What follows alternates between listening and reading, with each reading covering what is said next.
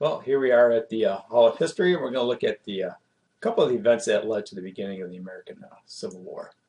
The election of 1860 was really the final political event that pushed the South to break away from the Union. The Democratic vote between the North and South was split, left room for a Republican candidate who was really a compromise candidate, very unlikely candidate to become president of the United States. But Lincoln wins the North, but he did not win at one southern state. Lincoln was a minority president, received two-fifths of the popular vote, but received a majority of the Electoral College.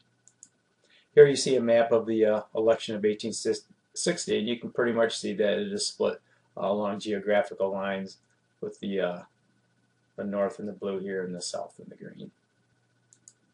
The actual war is usually given as April 12, 1861, when the Confederate troops fired on Fort Sumter.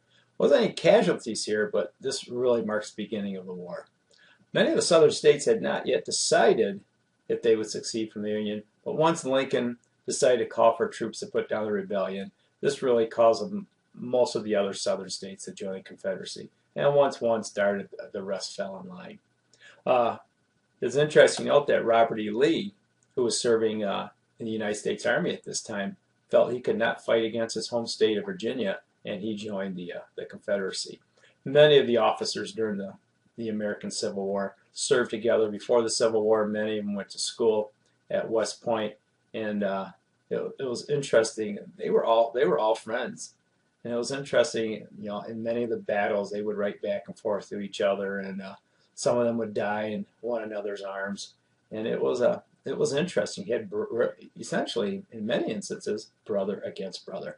Well, this is our short look at the beginning of the Civil War, and that is it for today.